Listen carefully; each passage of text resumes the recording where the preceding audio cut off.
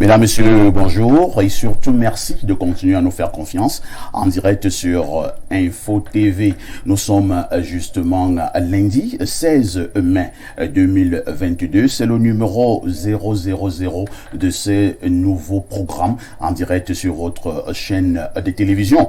Dorénavant, tous les jours de lundi à vendredi, 10h, 11h52, vous aurez donc rendez-vous avec ces analystes, ces experts, ces consultants. Nous parlerons des faits saillants de l'actualité. Nous aurons également plusieurs dénonciations, sans oublier une problématique qui sera toujours mise sur la table de débat. De toutes les façons, Espace Méné, c'est votre rencontre qui devra de toutes les manières marquer le microcosme audiovisuel pour ce premier numéro de Espace Méné. Nous avons choisi un sujet phare, entre guillemets, au niveau de la société. On fera une incursion au niveau de l'Église avec une interrogation probablement majeure. Église et mœurs, quel regard? Et nous aurons pour prétexte un certain nombre de dérives, si vous préférez,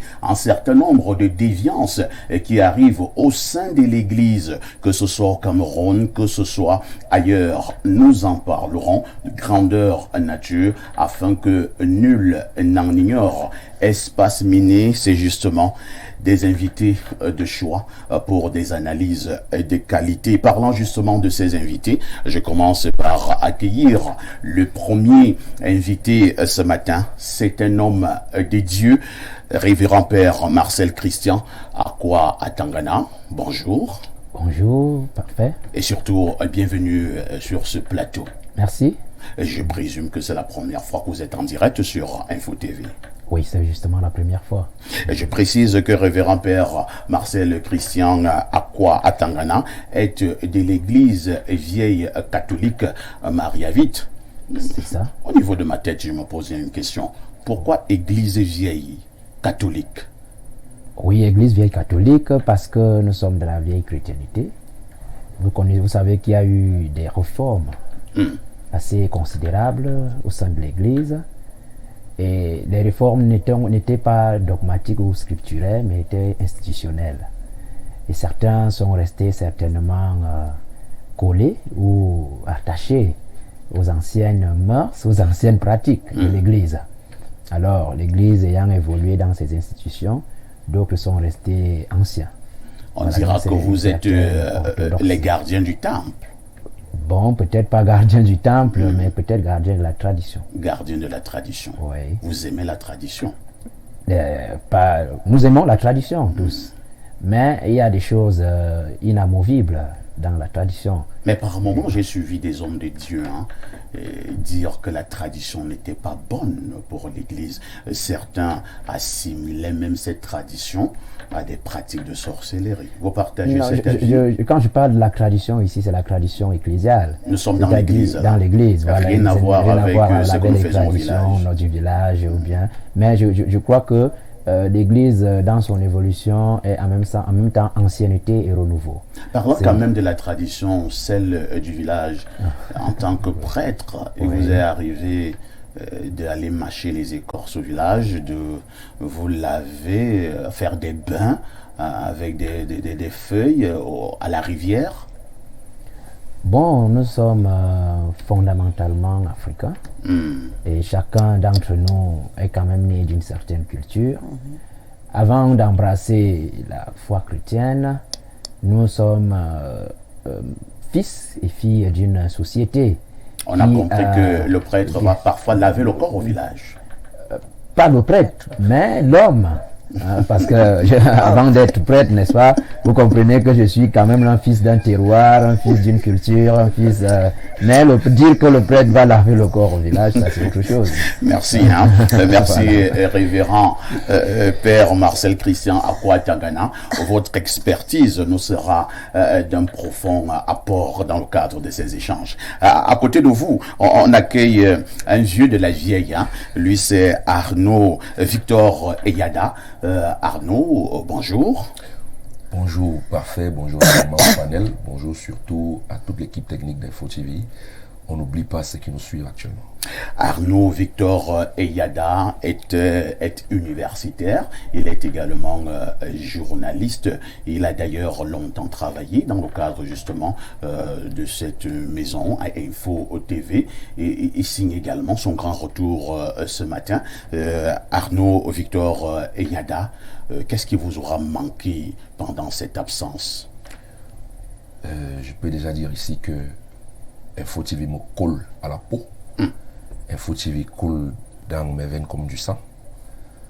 Même quand je ne suis pas là, je sais que je suis toujours là. Parce que 307 à la maison, c'est devenu comme une église. Même quand je ne suis pas là, tout le monde regarde.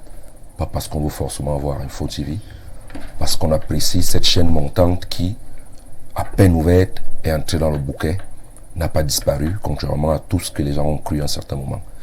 Et Info TV aussi m'a toujours marqué par la confiance que son président directeur général, le président Dieudonné Mveng, a fait à la jeunesse. Et au-delà de ça, il y a beaucoup de choses à Info TV qu'on ne trouve pas ailleurs. Au-delà de cette jeunesse, il y a le genre. C'est-à-dire ici, nous ne sommes pas misogynes. Vous voyez que les femmes abattent un travail de fourmi. Tout à fait. Donc je pense que je ne me suis jamais senti absent d'Info TV. J'ai toujours été là et je suis encore là aujourd'hui. Vous avez toujours été là, vous êtes encore là aujourd'hui. J'aimais le vœu que vous soyez toujours là, puisque vous avez parlé de ce caractère non misogyne de cette chaîne de télévision Info TV. Accueillons donc justement une femme. Quelqu'un me fera le procès que perfecto, vous aurez dû commencer par là. Antoinette Ekwan est parmi nous ce matin. Antoinette Ekwan, bonjour. Bonjour Parfait, bonjour à mes copanélistes. Permettez-moi Parfait de dire toute l'émotion que je ressens et vous pouvez le ressentir aussi d'être parmi les copanélistes de cette 000 comme vous-même vous l'avez annoncé émission. C'est un grand honneur pour moi et permettez-moi, si je peux le faire, de vous rendre un hommage. Je ne sais pas pourquoi on rend toujours l'hommage quand les gens sont décédés, mais moi je vais vous le faire de votre vivant. Parfait, vous êtes cette jeunesse professionnelle dont le Cameroun a besoin. Vous n'êtes pas la distraction. Vous n'êtes pas la jeunesse de la distraction. Vous êtes la jeunesse de la compétence.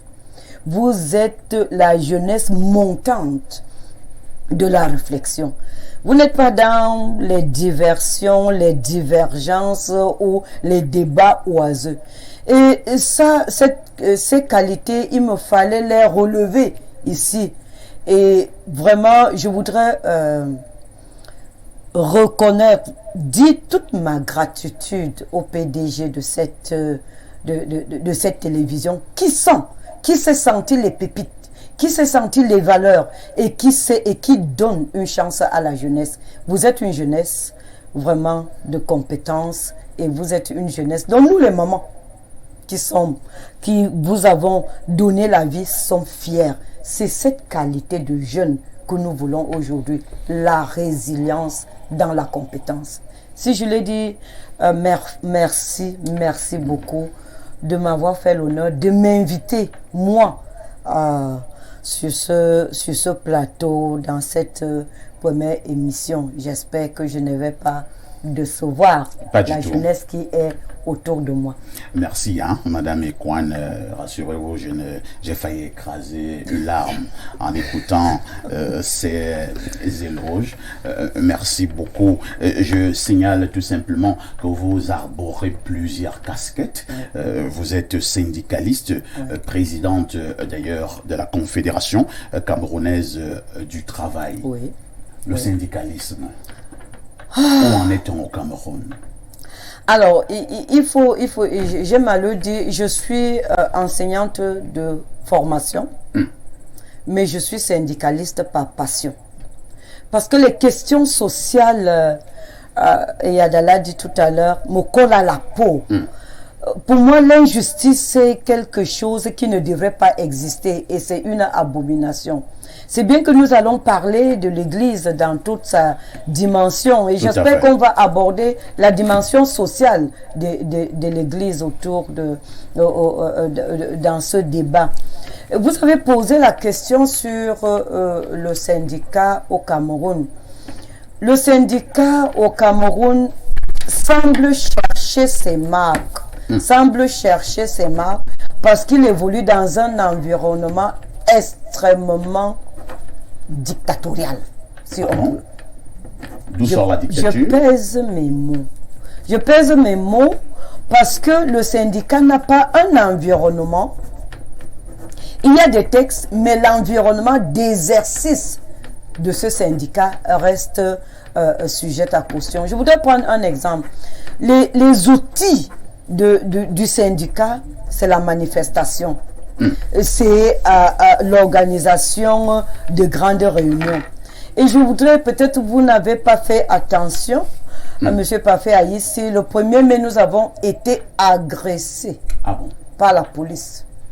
Parce que la police a investi les lieux là où nous avons prévu de faire le 1er mai, de passer le message à nos travailleurs. Donc, on a... Madame Ekwan, c'est probablement parce que vous n'avez pas respecté l'ordre. Et les policiers sont chargés de mettre de l'ordre.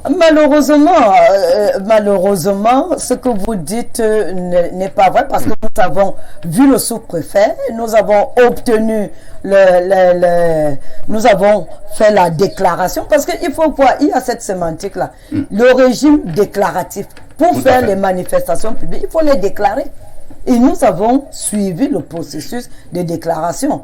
Puisque à la fin, vous avez vu que finalement, nous avons fait notre meeting et le ministre du Travail est venu nous rendre visite. Mais c'est l'incident du départ qui nous fait comprendre que il y a beaucoup de choses, dont nous devons essayer de corriger pour que le syndicalisme retrouve ses lettres de noblesse et fonctionne telle que la Convention 87 sur la protection et la liberté la protection du droit syndical et l'exercice du droit syndical au Cameroun le stipule. Donc nous avons foi.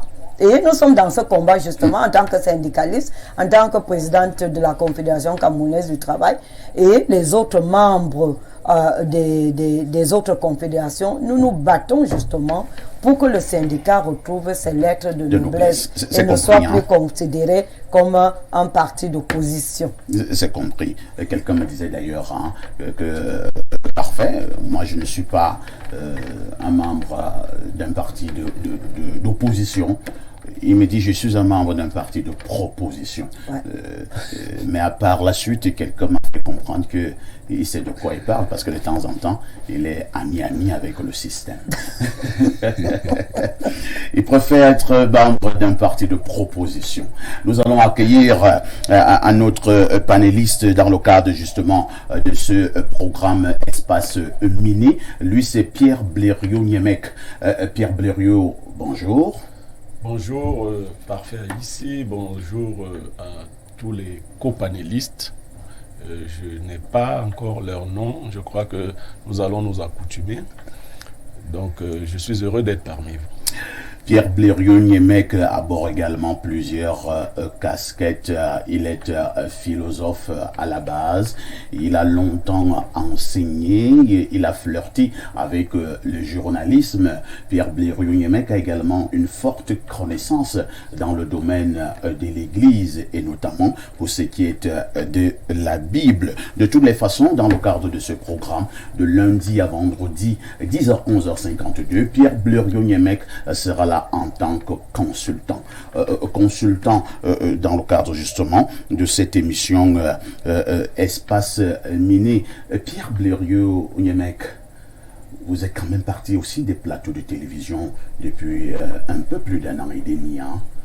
Vous revenez sur ces plateaux de télévision après plusieurs insistances. J'avoue que je suis allé chercher Pierre Blériot. Il n'était pas, je vais parler comme au village, hein, il n'était pas très chaud. Je lui ai dit, Pierre Blériot, repartons à la télévision. Pierre Blériot, qu'est-ce que ça vous fait de retrouver les plateaux de télévision? Vous faites bien de le dire. C'est par amitié pour vous que j'ai accepté de renouer avec les plateaux de télévision. Les insistances multiples des autres amis n'ont pas réussi à me convaincre. Mais vous savez toute l'amitié que j'ai pour vous. Tout à fait. Du coup, je reviens.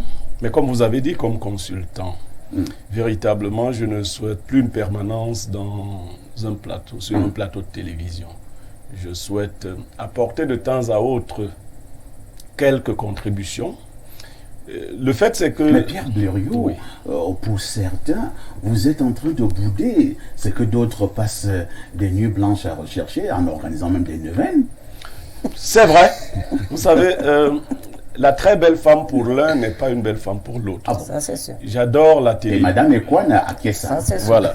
Donc, je sais que la télévision, ça donne de la visibilité, ça apporte une certaine aura, ainsi de suite. Et ça vous fait aussi avoir du succès auprès des femmes. Bien évidemment. Vous avez vu, je suis arrivé là, la poste centrale est bloquée, mais dès que j'ai dit que je venais à une émission présentée par Parfait à ici, ah bon. Comment on l'appelle, son grade, c'est principal, Ebodé, il a ouvert la voie interdite pour que je la viole. Surtout que Perfect vous a... Il m'a dit, c'est Parfait lui-même qui présente. Je lui ai dit oui. Il me dit, non, dès demain, je m'abonne. Donc, la télévision, c'est une très bonne chose. Les militaires étaient étonnés de me voir rouler en sens interdit. Il m'a dit, mets le double clignotant et vas-y. Donc, ça apporte beaucoup de choses. Mais la rançon de la gloire, vous la connaissez aussi, elle est très grande. À un moment donné, lorsque ça devient trop clivant, il faut éviter. Moi, j'apprécie une chaîne comme la vôtre. Jusqu'à présent, elle n'est pas encore dans les clivages. Et je sais qu'avec votre doigté, elle ne sera pas dans les clivages. Du coup, la vie sociale est devenue difficile à mener. Tout à fait. Dès que vous prenez position, on dit que vous êtes de tel camp, vous êtes contre tel, vous êtes l'ami de tel. Les gens ne sont plus libres d'analyser, de dire ce qu'ils pensent. C'est vrai que la télévision a une ligne éditoriale. Tout à fait. Il faut la respecter, mais la ligne ne doit pas être trop clivante. Ici, je crois bien que le leitmotiv, le slogan, c'est la télévision... De proximité pour le vivre ensemble. Et c'est une très bonne chose. Il faudrait que ce slogan ne reste pas un slogan creux, et je sais que vous n'en ferez pas un slogan creux. Nous avons terriblement besoin de vivre ensemble. Tout à fait. Comme elle apporte du bien, elle apporte aussi des inimitiés et tout le reste. Du coup, à un moment donné, il faut prendre du recul. C'est ce recul que j'ai pris. Mais comme je l'ai dit d'antan, par amitié pour vous, je suis revenu en télévision. Merci. De toutes les façons, sous d'autres cieux, en télévision, nous vous avons baptisé Pierre Blériot-Nyemek le sage. J'espère que la sagesse n'a pas tari et qu'elle nous sera encore distillée de temps en temps dans le cadre justement de ces échanges. On ne le dira jamais assez. Émission 000 en direct justement de Info TV. Espace Mini. Nous allons tout simplement marquer une première touche pause.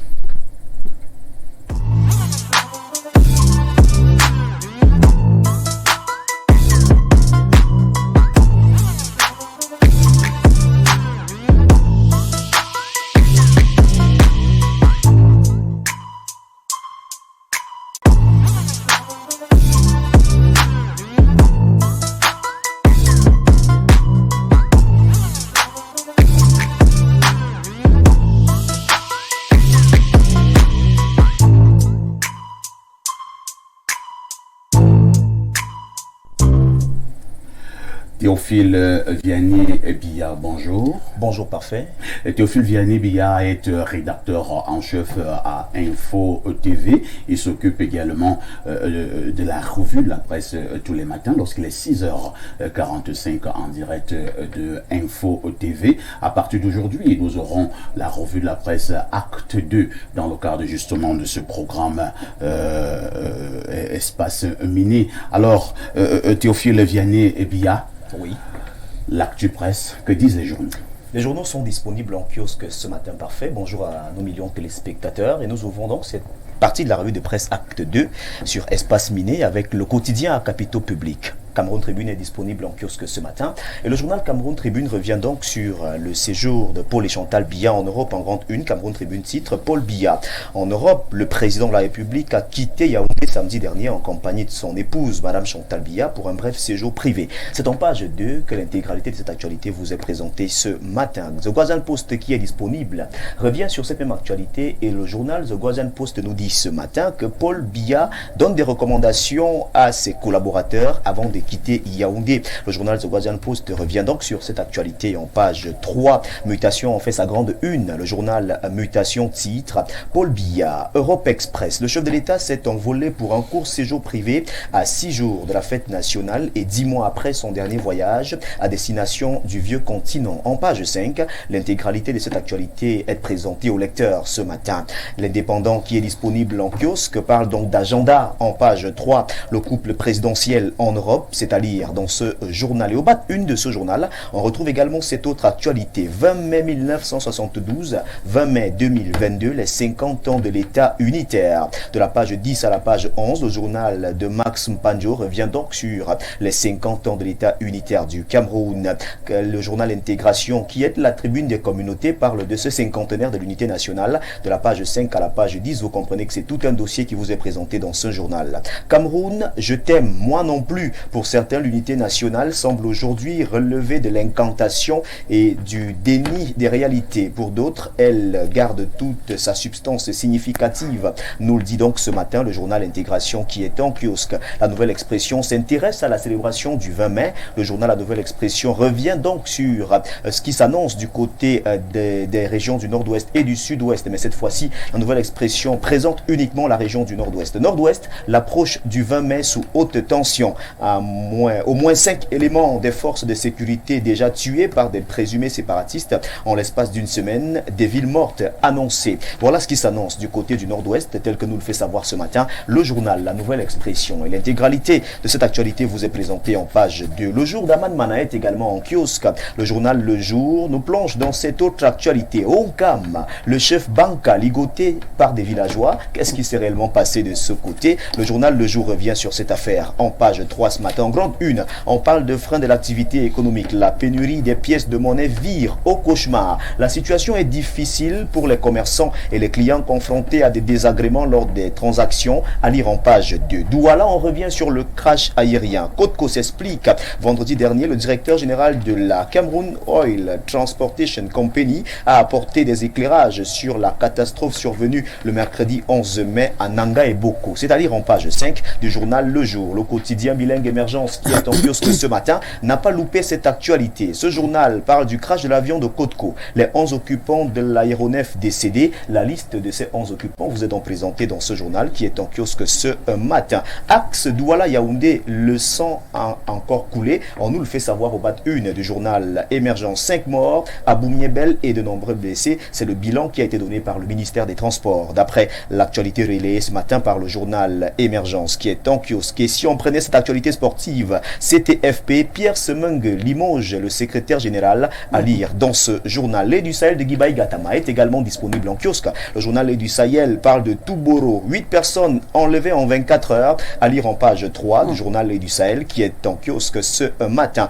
Le messager de feu Pius Ndiaoué, qui est géré par Jean-François Chanon, parle donc d'exploitation minière. Silence, empire. Voilà la grande une du journal Le Messager. Et ce journal de la page 3 à la page 5 revient donc sur ces quelques points. Faire de l'OB à Kribi, le contrat des dupes. Chemin de fer, Balam Kribi, Avima Iron menace, à lire dans ce journal. Même son de cloche pour défi actuel qui revient donc sur le chemin de fer Balam Kribi. La nouvelle menace d'Avima Iron au Congo est à lire dans ce journal. Et le journal défi actuel consacre sa grande une à l'emprunt obligataire. Les fonds collectés dans le cadre de l'opération lancée ce 16 mai serviront au financement de certains projets inscrits dans la loi de finances. La répartition des 200 milliards vous est présentée au journal de François Bambou qui est en kiosque. Et nous refermons cette revue de presse avec le quotidien de Thierry Ekouti qui est également disponible en kiosque. Ce journal en sa grande une parle d'emprunt obligataire. Les projets bénéficiaires des 200 milliards francs CFA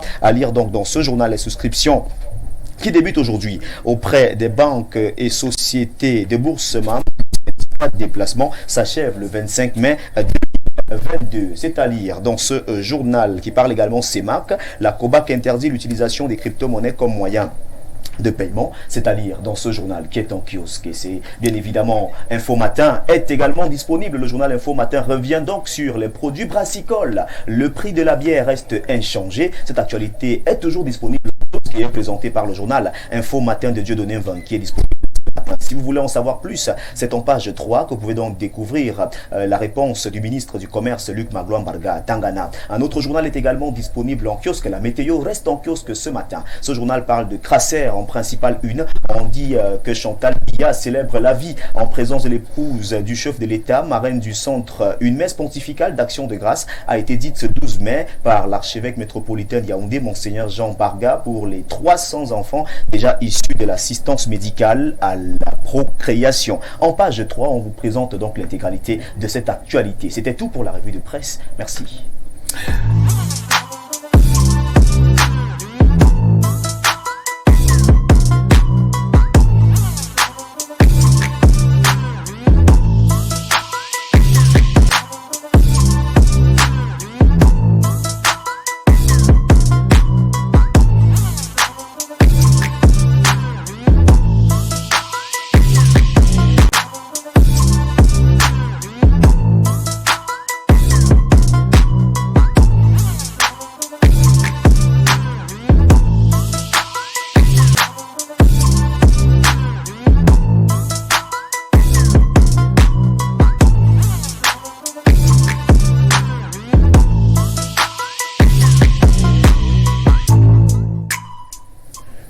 On dira merci à Théophile Vianney Biya. C'est encore la preuve de ce que on peut avoir une jeunesse compétente. Il n'a pas 25 ans, ce jeune homme, mais quel talent. Donc merci. Et c'est le jeune rédacteur en chef de Info TV. Alors, on retient quand même une ou deux actualités de cette revue de la presse. Je commence par Madame Ekwan. Madame Ekwan, les journaux parus ce matin en kiosque marquent un arrêt, un arrêt sur l'unité nationale, et c'est normal. On célébrera encore cette unité le 20 mai prochain, c'est vendredi. Petite question, l'unité nationale, avec ce qui se passe dans le nord-ouest et le sud-ouest depuis 5 ans, pouvons-nous encore dire avec la force des arguments que l'unité au Cameroun se porte bien? L'unité nationale, il faut déjà la comprendre comme étant cette volonté d'être ensemble. Et cette volonté d'être ensemble dans un espace donné. Et l'espace qui nous est donné, nous, c'est le Cameroun. Tout à fait. Et donc, dans ce Cameroun qui se présente comme une famille, il peut avoir des divergences. Il peut avoir des soubresauts. Il peut avoir des maladies, comme dans toute famille. Mais fondamentalement, ce qui nous réunit n'a pas volé en éclats. Vous voulez parler comme le président gabonais actuel, qui nous rappelait que ce qui nous unit est plus fort que ce qui nous divise. Ce qui nous unit est plus fort que ce qui nous divise, malgré les soubresauts, comme nous disons. Nous ne pouvons pas dire qu'elle se porte bien, elle est certainement malade, il y a besoin de soigner, mais elle reste fondamentale au Cameroun. Nous ne pouvons pas, parce qu'il y a des soubresauts au nord, au nord-ouest, et à l'est même, dire que nous ne sommes plus Camerounais, ou nous ne sommes plus dans ce même pays, ou nous ne sommes plus frères de ce même pays. Donc, moi je pense que, et je voudrais saluer ici la célébration cette année de cette unité, malgré les difficultés, malgré ce qu'on a présenté, le Covid, malgré toutes les menaces. Vous avez lu, la presse l'a si bien relevé, au nord, il y a des menaces de villes mortes et des enlèvements, des tueries. Mais malgré cela, le chef de l'État a pris celui de célébrer cela pour dire que malgré ce qui se passe, nous sommes un pays, nous sommes une entité et nous devons conserver ce pays-là dans cette unité malgré la diversité. Merci. Nous allons également avoir l'avis de l'homme de Dieu sur le plateau. Lorsqu'on parle de l'unité, il me semble que les hommes de Dieu ont leur mot à dire. Vous qui êtes dans les églises, ces espaces de socialisation, que faites-vous pour que cette unité, au-delà de ces quelques, entre guillemets, obstacles que relevait Madame Ekwane tout à l'heure, que cette unité reste intacte au Cameroun? J'ai relevé un aspect important dans le discours de notre maman tout à l'heure. C'est que l'unité est toujours voulue, mais elle n'est jamais parfaite. Donc, et même dans la Bible, dans l'évangile de Jean au chapitre 17, Jésus dans sa prière sacerdotale a prié pour l'unité, que tous soient un. Mais cette unité n'est pas encore parfaite jusqu'à aujourd'hui. Donc, nous continuons de travailler dans le cadre de l'avènement de cette unité-là, mais nous devons surtout beaucoup plus bâtir le culte de la différence. Parce que nous voulons être un, mais il faut que l'unité n'est pas l'absorption. C'est pas parce que je dois m'unir à l'autre que je dois devenir comme lui. Donc, s'unir à l'autre, ce n'est pas l'absorber ou l'envahir. Et c'est ça qui crée souvent les points de divergence dans le processus de mise ensemble, de vivre ensemble. Alors, l'unité est voulue et nous souhaitons tous vivre unis, mais cette unité reste encore à parfaire. Merci. Pierre Blériot-Niemek, selon l'homme de Dieu, cette unité reste encore à parfaire. Allons un peu plus en profondeur. N'avez-vous pas l'impression qu'au niveau du Camerounais lambda, c'est le petit Camerounais, il se bat pour cette unité, mais de temps en temps, il assiste à un certain nombre de frustrations au niveau par exemple des concours administratifs, pour ce qui est de leur entrée, au niveau de certaines nominations. Le Camerounais d'en bas a l'impression que nous parlons d'unité lors du 20 mai, nous sommes tous ensemble, mais lorsque nous partons vers le partage entre guillemets du gâteau, on ne parle beaucoup plus d'unité. Alors, vous mettez le pied à l'étrier, vous dites que quand il faut partager le gâteau, alors c'est pas le vivre ensemble qui pose donc problème, c'est le mangeons ensemble qui pose problème. Il est difficile même pour des frères de rester unis lorsque le tapioca n'est pas suffisant. Le manque est source de tension. Maintenant, lorsque le tapioca est confisqué par certains, ceux qui ne mangent pas pleurent. Et s'ils pleurent, ils ne peuvent pas être contents de voir les autres manger. On ne peut pas parler d'unité. Non, l'unité, c'est un peu plus complexe. Le manque de solidarité va commencer à ternir l'image de la famille. Si nous prenons l'exemple de la famille. Mais on peut régler ce genre de problème. Vous savez, beaucoup d'idées ont été proposées. Les concours administratifs, parce que vous en avez parlé, il faut dire la vérité, ils ne peuvent pas être faits sur la base des tribus, des communautés. Cela n'est pas possible. Vraiment, vous comprenez pourquoi j'ai dit que je ne voulais plus parler. Il faut dire la vérité aux Camerounais. Alors, ceux qui ont émis cette idée, cela fonctionnait à un moment donné. Tout à fait. Il n'y avait pas beaucoup d'intellectuels, il n'y avait pas beaucoup de diplômés. Et on a orienté tous nos apprenants vers les écoles administrantes. C'est-à-dire que tout le monde fait les écoles littéraires et autres. Et tout le monde s'attend à avoir des postes. Quand vous allez à l'université de Soa, vous y avez été. À votre époque, il y avait un certain nombre d'étudiants là-bas. Aujourd'hui, je crois qu'ils doivent être 30 000. Alors, l'ENAM propose par an 120 places. Ouais. Je prends seulement. Je dis, nous avons 120 places, nous avons 250 tribus. Même si on prend un individu par tribu, il y aura 130 tribus qui ne seront. Des pistes ont été proposées. Et lorsqu'on va encore dire ça, les gens qui sont attachés à l'idée, comment ils appellent ça, du centralisme de l'État, disent que non, ça ne marche pas. Non. Si on avait divisé l'État, cela serait différent. C'est-à-dire que la notion de fédéralisme dont parle par exemple le grand frère Dieudonné Issomba, si vous la scrutez, vous verrez que là-dedans, beaucoup de choses se passent. Parce que quand on dit on est dans le centre c'est qui? Moi, je suis Bassa du centre, je suis Bassa du littoral. Quand vous dites qu'on est dans le centre, les Bassa, eux, ils sont où? Il y a trop de problèmes à résoudre de cette façon-là. Il faut d'abord une volonté. La volonté politique. Oui, il faut éviter cette autre chose qu'on voit, le jeu de chaises entre les grands d'aujourd'hui qui préparent leur place, ils reculent juste pour que leurs enfants viennent s'asseoir. Exactement. Il faut qu'il y ait de la compétition loyale.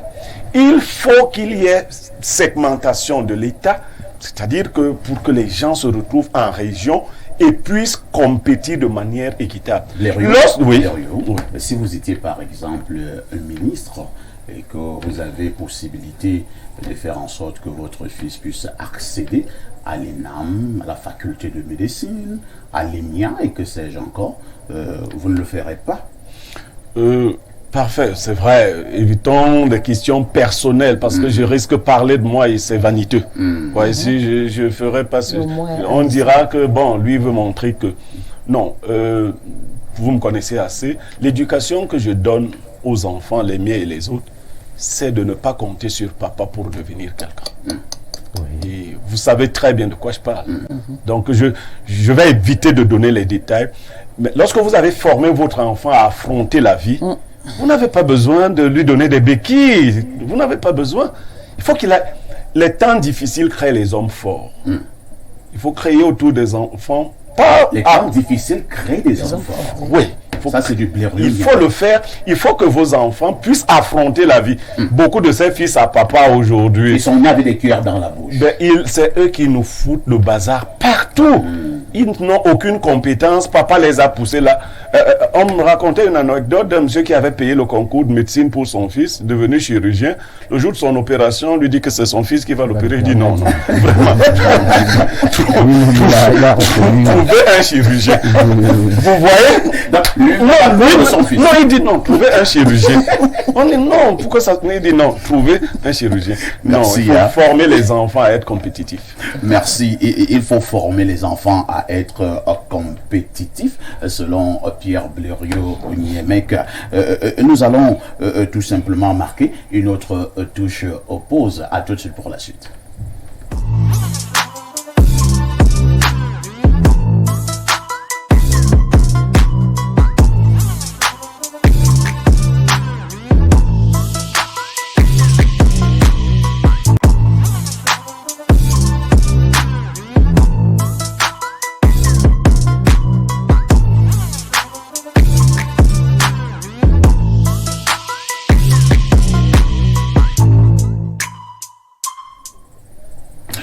Bon retour sur ce plateau de Espace Mini. Nous sommes en direct, on ne le dira jamais assez, en direct sur Info TV de 10h à 11h52. Vous avez rendez-vous justement avec ces analystes qui abattront un travail titanesque.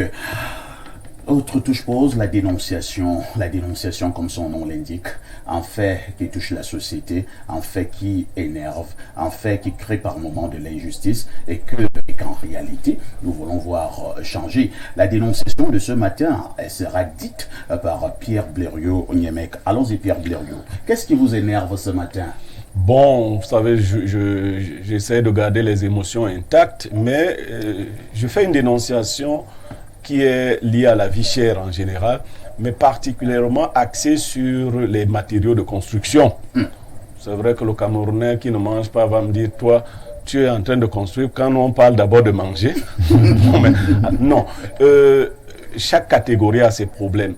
Lorsque vous observez la flambée des prix des matériaux de construction aujourd'hui, je prends seulement le cas du ciment. Si vous engagez un travail de construction aujourd'hui, vous ne pouvez plus faire un devis. Si votre, c'est pas ingénieur ou c'est pas qui vous fait un devis, à tout moment vous vous rendrez compte que vous ne pouvez plus affronter. Le matin, le ciment c'est 5100 francs, à midi c'est 5400 et le soir c'est 5800. Je dis que ce n'est pas sérieux. Il ne faut pas que les gens profitent du laxisme, parce que c'est ce qu'il faut dire, du laxisme pour faire ce genre de choses. On se fait du tort entre petits, parce que les grands, ils sont là-bas, ils n'ont pas de problème. lorsque ça augmente de cette manière, sans aucune visibilité, sans aucune lisibilité, sur quelle base, qui s'assoit, qui décide de l'augmentation des matériaux de construction? Vous verrez donc beaucoup de chantiers qui n'ont pas pu arriver à leur terme parce que le budget qui avait été prédéfini par le promoteur, a été consommé par l'augmentation, je vais dire, gourmande des commerçants véreux. Ils le sont effectivement, il faut le dénoncer. Et au-delà de la dénonciation, que les autorités agissent. Elles savent, les autorités, ce qu'il y a à faire pour que ce genre de choses changent. C'était la dénonciation de ce matin. Pierre Blériot-Niémec revient sur la vie chère de manière générale. Il met un accent tout particulier sur l'augmentation, on a peur de dire anarchique, on n'a même pas peur, l'augmentation anarchique de ce matériau. Alors, Arnaud Eyada, cela crée quand même une certaine frustration au niveau de la population. On a l'impression que ce n'est plus n'importe qui et qui pourra bâtir ne fût-ce qu'une chambre. On parlait justement tout à l'heure de l'unité nationale et mes prédécesseurs ont tout dit sur la question. Vous voyez que la dénonciation de Blériot est en droite ligne avec cette actualité-là parce que j'aime souvent prendre un exemple qui est vrai. Celui qui fait état de ce que le chien de mon voisin mange mieux que moi. Parce que quand je vois comment le chien de mon voisin est nourri, je comprends pourquoi parfois quand le bandit arrive chez mon voisin dans la nuit, c'est moi qui aboie en criant au voleur, le chien lui dort. Alors quand vous êtes dans un environnement où vous avez l'impression que vous avez tout perdu et que vous n'êtes pas tous à avoir tout perdu et qu'il y a d'aucuns qui se taillent la part belle et ils ont presque tous les avantages à un certain niveau, ça crée la frustration. Et aussi, quand je parle de la vie chère, je suis très rassuré par la une d'Info Matin qui fait état de ce que la bière est restée intacte. C'est-à-dire c'est une nouvelle qui me rassure. Peut-être parce que ça vous rassure. Ça me rassure. Et pourquoi ça vous rassure? Pourquoi ça me rassure?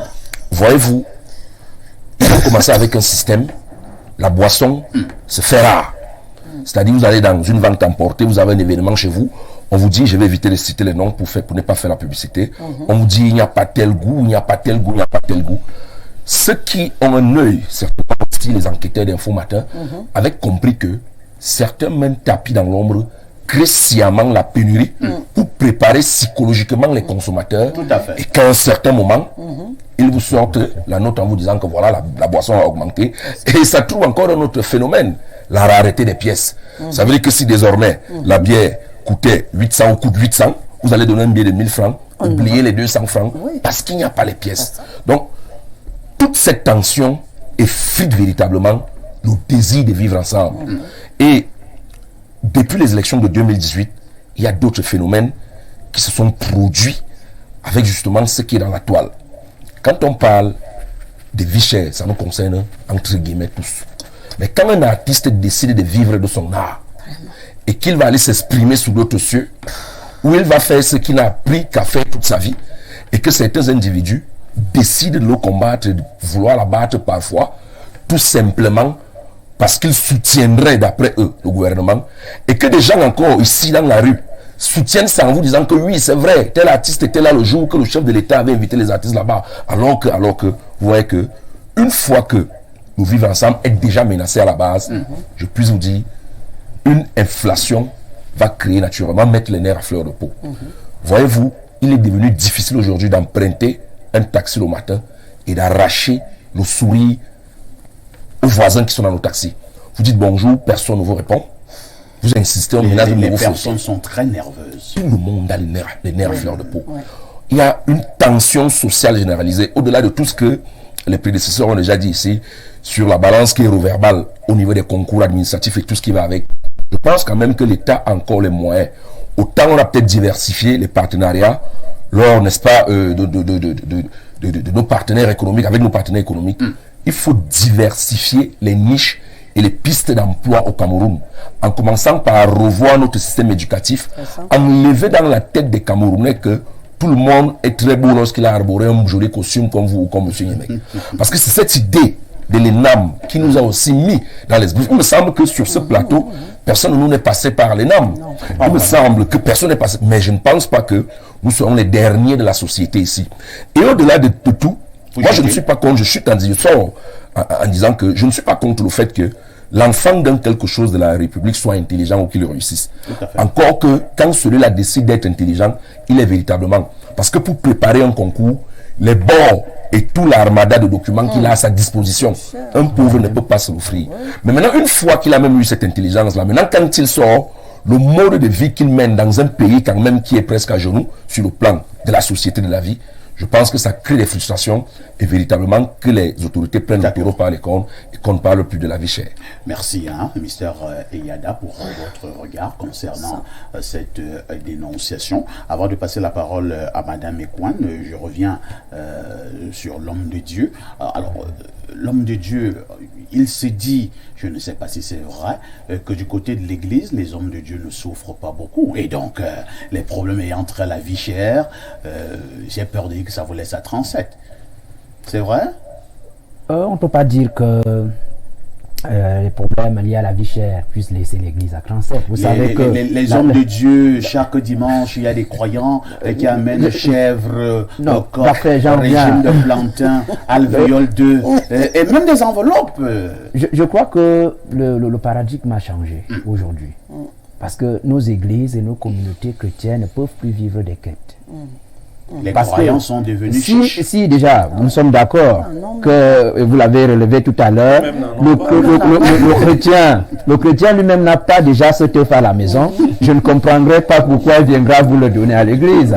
Donc, mais on est en train de repenser la chose en mettant sur pied, l'église s'organise à mettre sur pied des projets générateurs de revenus, des projets qui puissent faire donner une certaine autonomie à l'Église. Parce que si on continue déjà que les quêtes elles-mêmes sont devenues insignifiantes, donc si on continue... Elles sont de plus en plus maigres. Voilà, si on continue... Cela vous énerve. Non, c'est pas que ça vous énerve, mais il faut quand même dire que... Mais disons que il faut changer de donne.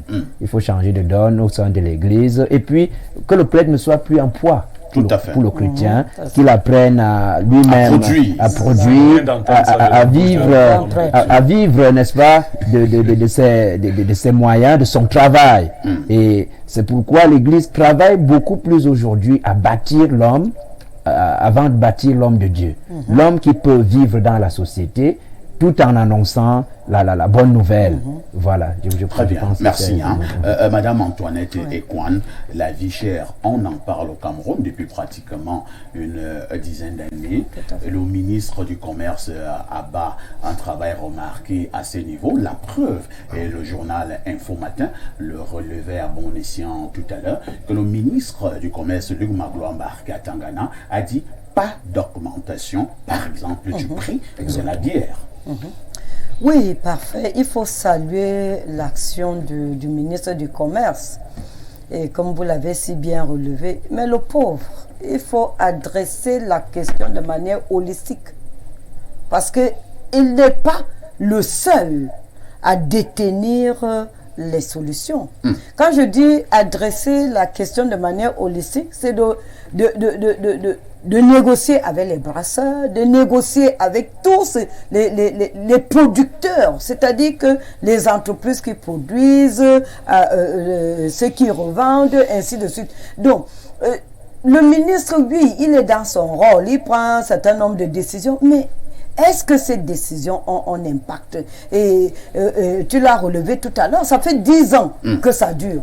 Si ça ne change pas depuis 10 ans, ça veut dire qu'il faut changer de paradigme. Il faut changer de manière de combattre cette vie chère-là. Donc, moi je dirais qu'il faut réanalyser même le tissu économique camerounais. Il faut le réanalyser. Il faut l'adapter aux réalités du Cameroun. Je vais entrer dans les matériaux de construction. Pour m'interroger, pour questionner la Mipromalo. À quoi sert la Mipromalo?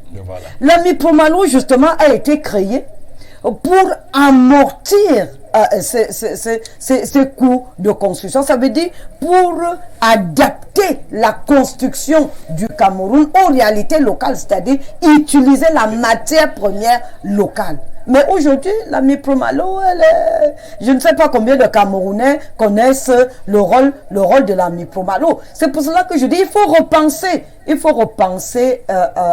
tout cela pour que le Camerounais lambda, comme il a dit, hein, les autres peuvent la tonne à 700 000, ça ce n'est pas un problème. Mais vous et moi, nous ne pouvons pas aller jusque-là. Vous avez des prix bizarres là. On a 700 000. Ouais, on a vécu ça. C'est-à-dire que parfois ne me fais pas dire ce que tout le monde sait, qu'on a acheté ici des tonnes. Oh, vous savez, et c'est ça qui tue le Cameroun. Vous avez quelque part on a acheté le sac de ciment. On a acheté des tonnes. Mais vous n'avez aucune preuve. Non, mais on a la preuve de qui on a acheté. On a la preuve chez qui on a acheté. Et on peut le démontrer. Non, parfait, c'est simplement pour dire qu'il faut repenser. Il faut repenser le tissu économique camerounais et l'adapter aux réalités du Cameroun. Merci. Repenser le tissu camerounais et le réadapter aux réalités du terroir. Pierre Bleureux-Niemek, ce n'est pas parce que c'est vous qui avez porté cette dénonciation que vous n'allez plus poser en commentaire. Et si je présume que si ce n'est pas vous-même qui avez payé les frais, c'est quelqu'un de votre entourage, de toutes les façons, cela devient un problème d'ordre national, ces augmentations de prix. Le prix de ciment, maintenant, d'abord, on a l'impression qu'il n'est même plus fixe. C'est-à-dire que, est-ce qu'il est à 4 500, est-ce qu'il est à 5 500, est-ce qu'il est à 8 000? Vous allez chez un détaillant, un vendeur, vous avez le prix du ciment à 5 600, l'autre à 6 200, l'autre à 7 200, quand vous le trouvez même. Alors, nous venons de dire tout à l'heure que le ministre du Commerce fait ce qu'il peut faire, mais n'avez-vous pas également l'impression qu'à un moment donné, l'ordre gouvernant a laissé trop faire, au point où ceux qui sont chargés de vendre ce matériau se prennent beaucoup la tête? Je vais rendre hommage à madame, je ne l'avais pas encore écoutée, mais quelle éloquence, quelle maîtrise. Lorsqu'on dit espace miné, c'est justement ce genre de femme. Bien évidemment, et sans être sexiste, je souhaiterais que nous ayons davantage des femmes de cet acabit. Tout à fait, vous en aurez, Père Blériot. D'accord. Vous voyez, si on ne diversifie pas l'offre, le monopole qu'on a créé dans beaucoup de domaines au Cameroun, et on l'a créé sciemment. Ouais. Ah bon? Oui, on a donné des licences à certains. Je vous prends le cas. On dit là que le prix des bières reste inchangé. Tout à fait. Et c'est une bonne nouvelle pour Yada. Non, c'est pas pour lui. C'est la stratégie adoptée par les autorités, sachant que c'est la bière finalement qui est... comment je vais appeler ça? Il ne faut pas énerver davantage le peuple. Oui, parce que si on touche à la bière, ça risque de dégénérer. Ça va dégénérer.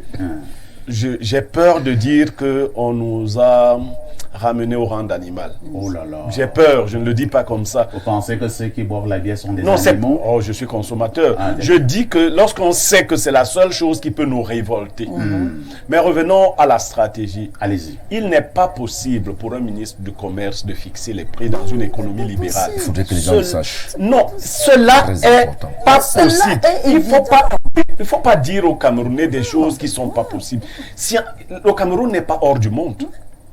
Vous avez choisi une économie libérale et c'est même une entorse que le ministre se mette à fixer. Mais si quand même le ministre estime, vous venez de parler là d'une situation qui peut dégénérer, est-ce que ce n'est pas également qu'est-ce que je dis, du pouvoir de l'ordre gouvernant, si ce pouvoir-là estime qu'une situation peut dégénérer et de mettre justement de l'ordre? Oui, je dis...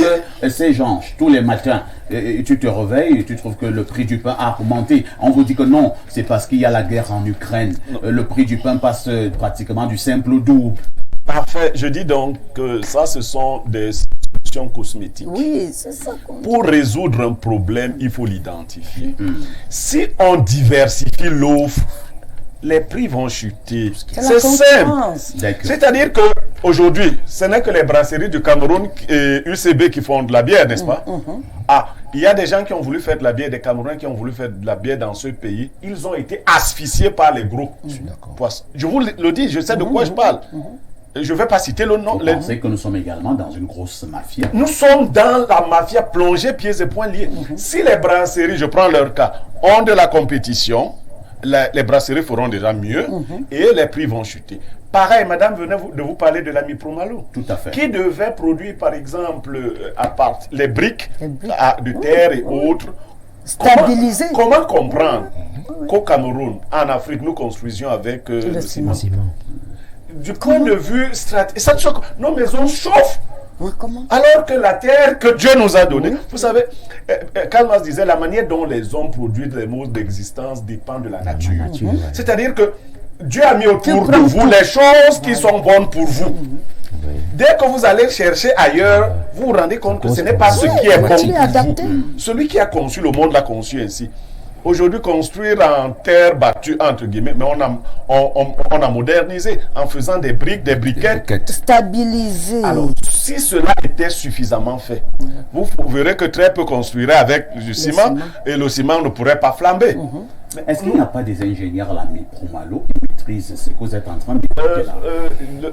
Cette affaire du Cameroun me dépasse parce que chaque fois que nous fabriquons nos ingénieurs, on les envoie dans les bureaux. Ils s'asseyent dans les bureaux et quelques-uns m'ont dit que lorsqu'ils émettent des idées novatrices, les chefs disent que ce n'est pas pour ça qu'on t'a envoyé ici. Non, on ne t'a pas envoyé ici. Pourquoi? Non, c'est pas toi qui vas changer le pays. Voilà ce qu'on leur dit. C'est-à-dire, quelqu'un dit, bon, il y a un projet, là, on peut juguler le problème de l'insuffisance en énergie électrique. Mais attendez, pourquoi nous avons des problèmes d'énergie électrique alors que nous pouvons transformer le soleil? L'éolien, pourquoi la biomasse. Nous avons tellement de portes. Pourquoi? Mais les gens le font exprès. Eneo énerve tout le monde. Mais on peut se passer d'Eneo. Tout le monde le sait, mais personne ne fait rien dans ce sens. Donc Eneo va, avec son monopole, faire ce qu'il veut. S'il y avait une diversification de l'offre, comme je le disais, tout allait baisser et nous allions avoir une vie beaucoup plus. Aujourd'hui, ce que le ministre fait, c'est qu'il s'attaque aux petits commerçants véreux. Parce que le petit commerçant aussi, qu'est-ce qu'il fait? Il se lève le matin et dit, tout le monde tire son épingle du jeu, le fonctionnaire va, il arrache les choses aux gens. Moi aussi, je vais changer les prix. Mais ça ne résout pas fondamentalement le problème. Cela ne résout donc pas fondamentalement le problème. De toutes les façons, lorsque nous avons dénoncé cet état de choses, nous émettons le vœu pour que l'ordre gouvernant prenne véritablement cette situation plus au sérieux. Je pense probablement que cet ordre prenne bien la situation au sérieux, mais il va falloir encore mettre de l'énergie. Vous êtes en direct sur Info TV. Une touche pour s'impose.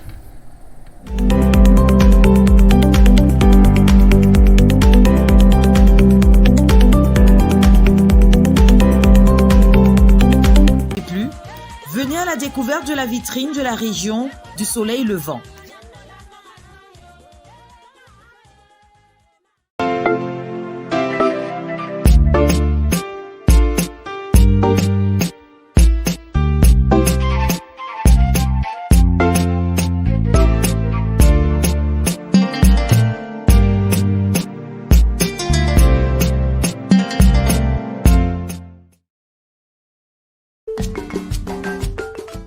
Chère population, le Cameroun organise du 13 au 15 mai 2022 le premier tour de campagne de vaccination de riposte contre la polio pour les enfants de 0 à 5 ans.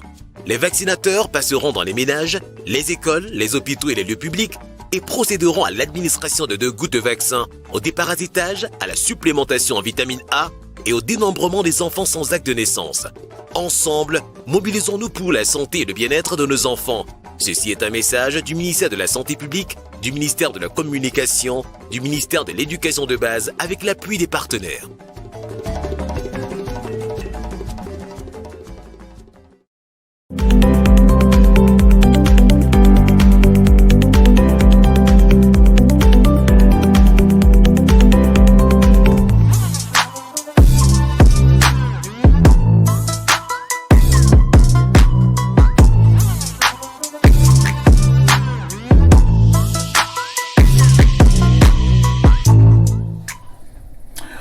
retour sur le plateau de Espace Miné sur Info TV. Avant justement de prendre l'instant de l'analyse, nous allons faire plaisir à ces nombreux téléspectateurs qui nous font confiance.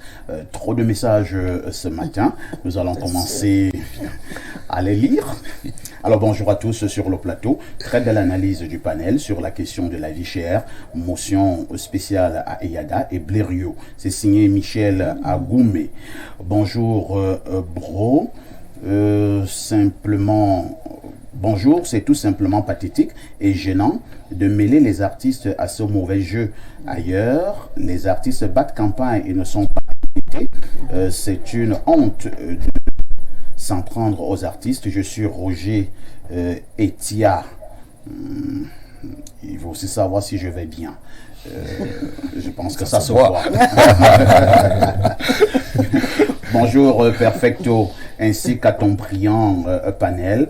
Pourquoi le Mincommerce n'intime pas l'ordre à ceux qui vendent les matériaux de construction?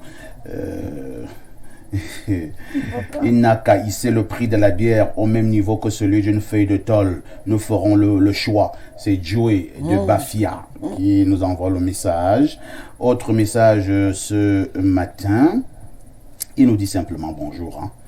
Nous répondons donc aussi bonjour. Autre message. Bonjour le sac de modérateur. À tout le panel et plus particulièrement à mon grand frère Monsieur Niemek.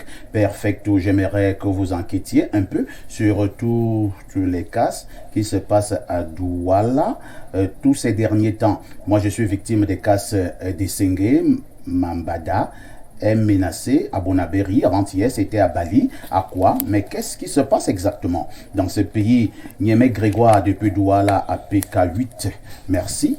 Autre message, je viens de voir Blériot, d'accord. Blériot a quelqu'un qui vient de te voir. Moi, je ne l'ai pas vu.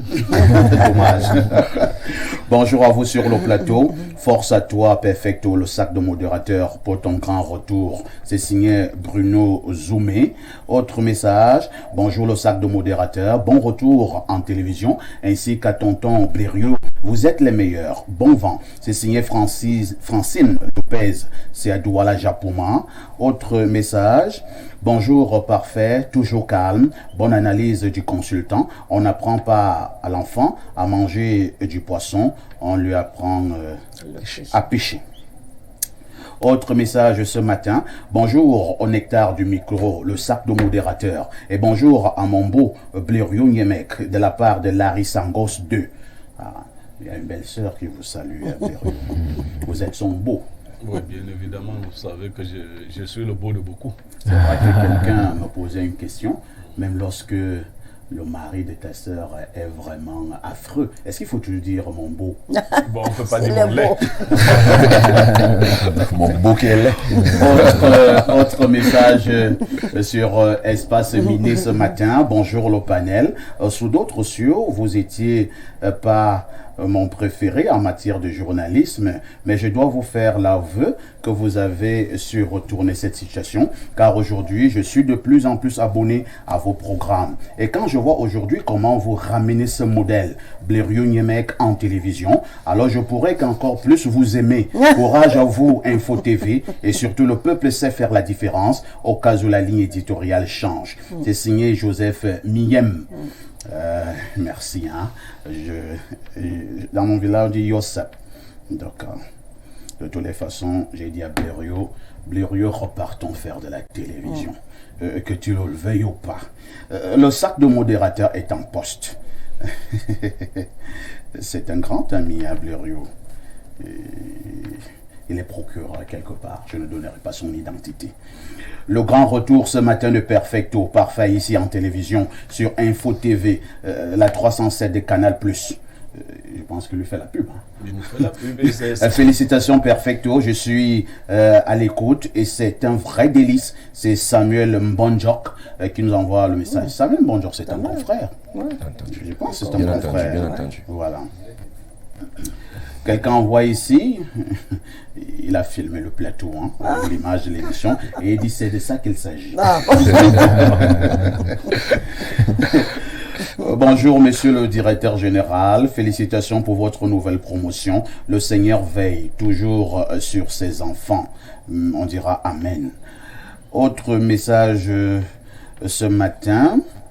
Bonjour le plateau, je félicite Parfait ici qui est en train d'imprimer sa marque dans cette belle chaîne de télévision qui monte. C'est signé Ibrahim de Garoua. Merci pour votre message. Bonjour à vous sur le plateau et au sac de modérateurs en particulier. Très intéressant votre sujet. Nous, ménagères, souffrons quand bien même on affiche les prix sur les articles, mais au moment de payer à la caisse, le montant change. Et quand tu poses la question de savoir pourquoi, on te dit, madame, nous-mêmes avions acheté à combien? Vous pouvez le laisser. Et c'est signé Ralia depuis Yaoundé. Autre message, bonne émission, monsieur le modérateur, analyse pertinente de ton panel. Autre préoccupation, vous saviez bien comme moi que le capitalisme bat son plein au pays. Autre message, bonjour le sac de modérateur, bon retour en télévision. Merci. Nous allons aller à la simple messagerie pour voir. Bonjour au révérend Père, toujours calme dans son genre. Bonjour à tout le plateau. Marilou Nkolo qui envoie le message. Autre préoccupation, c'est merveilleux, parfait. Merci mon frère, bon retour. Et bonjour à tout le plateau en ce qui concerne l'équilibre régional au niveau des concours. C'est impossible si on va sur la base de la compétence. Pour un pays qui se veut émergent, tout en prenant le mérite, c'est lui René Ndono qui nous envoie le message. Quelqu'un, je vais lire comme c'est écrit, il dit, ça, mon frère Eyada, encore toi avec le nom de mon école ici. Ce ne sont pas tous les produits de l'ENAM qui sont mauvais, mon frère. La preuve est que ton frère que je suis n'est pas forcément mauvais comme tu le sais. Bonjour à tous. Bonjour à Perfecto. Merci d'avoir mis sur pied cette émission. Bonjour au grand Blériot Niemek. Et surtout un bonjour spécial à mon frère Eyada, le Bahamas. C'est lui qui envoie le message. Vous le connaissez? Bien entendu. D'accord. Autre message, bonjour à tous, c'est moi Larios depuis Djom. Alors le problème qui se pose, c'est que le pays s'y va mal, il écrit bizarrement, que tu as même ton propre argent pour manger, c'est les problèmes. J'ai lu comme c'est écrit. Autre message, bonjour, juste savoir ce que sont devenus Rosalie Guesselé et Stéphane Barga. Merci et bonne émission. C'est signé monsieur Abba. Ils sont toujours dans la maison, ils ont des émissions et tout va bien. Autre préoccupation, bonjour le sac de modérateur, très ravi de vous retrouver. Je suis au début d'Espace Mini, c'est signé Billy de Soie. Trop de messages, nous allons les deux derniers et nous reviendrons pour la problématique inscrite à l'ordre du jour. Bonjour le plateau, tous mes hommages à mes deux promotionnaires, Blériot et Père Marcel. C'est Monseigneur Célestin Télé qui envoie le message. Vous le connaissez? Oui, assez bien. Vous le connaissez? Très bien. On a fait première année philosophie ensemble. Ça fait plaisir. Il est aujourd'hui évêque. Oui, Monseigneur Célestin Télé. D'accord. On a fait le grand séminaire ensemble, côté l'hôtel. Vous êtes des hommes de Dieu. Il faudrait pas être des hommes odieux. Non, pas vraiment. Autre message, bonjour à vous sur le plateau. Heureux de vous revoir sur un plateau et surtout d'Info TV. C'est signé Dikoum depuis Figuil. Un message qui nous vient du Mali. Bonjour Perfecto. Que ça fait plaisir de vous retrouver sur un plateau de télévision. Dieu est grand. Satan est petit, ça c'est clair. Salut cher Parfait, je suis vraiment ému ce matin. Te revoir, un honneur, le sac de modérateur. Merci de porter le meilleur des meilleurs, monsieur Niemek, dans vos bagages. C'est ton ami Landry Echemon qui te suit partout. Oui, j'insiste, j'ai dit à Blériot, repartons faire de la télé. Bonjour Parfait ici, bonjour. Alors, tellement il y a des messages. Bonjour à vous sur le plateau, particulièrement à Sœur Eyada, Monsieur Aïssi Enyemek, très ravi de vous revoir. C'est Liberté Samba qui envoie le message. Autre préoccupation, chapeau à toi, le dieu des débats, bon retour et un coucou pour Blériot. Lisons le dernier message pour cette première vague. Sacré parfait ici et toi, il n'y a pas de pareil pour ce qui est de la modération. Ah, tu feras encore que j'ai plus d'ennemis. D'accord. Nous prenons la problématique inscrite à l'ordre du jour et naturellement c'est le compartiment que nous avons baptisé l'instant de l'analyse. Je vous le disais en ouverture de ce programme ce matin, nous marquons un arrêt pour évoquer la situation de l'Église, mais avec un angle bien précis, celui des mœurs. Église et mœurs, quel regard? Église et mœurs, quel regard? Je pose une question simple, pour que nous soyons sûrs que nous sommes au même niveau de compréhension.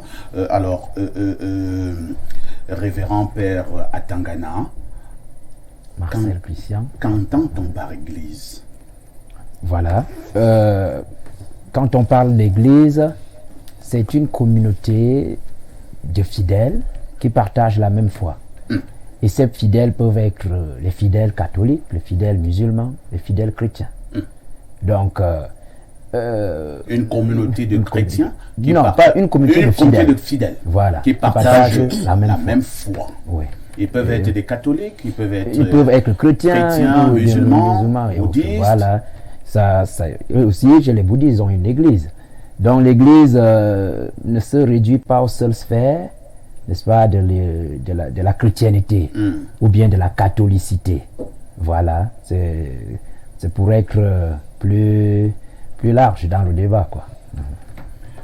Madame Ekouane, ce matin nous parlons donc de cette église qui vient de définir de manière brillante notre homme de Dieu sur le plateau. Depuis un certain nombre d'années et de manière un peu plus répétitive cette fois-ci, l'on a l'impression que l'on retrouve, ce n'est qu'une impression, que l'on retrouve un peu trop de dérives au niveau de cette église, au sein de cette église. Alors, l'église serait-elle devenue le temple de toutes les déviances? Parfait, ici c'est une question fondamentale. Le Père l'a dit tout à l'heure, l'église c'est une communauté de fidèles. Mais oui, c'est une communauté. Mais moi, je dirais l'église est famille. Église égale famille pour moi. Parce que l'église ressemble à la famille. L'église doit éduquer. L'église doit former. Tout à fait. L'église doit protéger. L'église doit promouvoir les valeurs humaines et des valeurs positives. Ça, c'est peut-être ma définition empirique de l'église. Mais aujourd'hui, dans cette famille de l'église, on se questionne. Si nous sommes famille, s'il y a cette famille-là qui est devenue l'église, doit-on retrouver des viols, d'inceste, des déviances? Non, ça veut dire que si on arrive à retrouver cela, à un moment, l'église va s'auto-détruire. La famille ne risquerait-elle pas de s'auto-détruire? Parce que une famille se fonde sur des valeurs. Et si ces valeurs-là, aujourd'hui, sont en train d'être questionnées, et elles sont questionnées parce que moi, au-delà, il y a une de mes peut-être casquettes que tu n'as pas déclinée. Je dirige une association de violences faites aux femmes. Et je me suis spécialisée sur les assassinats. La conséquence des familles qu'on a assassinées, que deviennent les enfants. Et dans cette association, nous suivons les jeunes filles vulnérables. Et nous avons été saisis par une famille qu'un prêtre a violé une petite fille de 2 ans. Incroyable. Attendez, madame. 2 ans. Madame Ekwan, vous êtes sérieuse là? Une enfant de 2 ans. C'est-à-dire que c'est des choses, c'est des réalités. Des faits. Des faits. Au-delà de cet exemple-là, je vais juste circonscrire la région, je ne vais pas dire où, dans la région du Sud. Et ça a défrayé les chroniques ici, à Ebolova. Il y a un prêtre qui a aussi violé une petite élève, je pense qu'elle avait 5 ans. Et les gens le savent. Et les gens le savent. Donc, il y a des faits. Donc, quand vous questionnez les mœurs dans l'église, ce n'est pas le hasard. C'est parce que, et je pense que vous avez choisi cette thématique, parce qu'il y a des faits. Et ce sont ces faits-là que nous questionnons.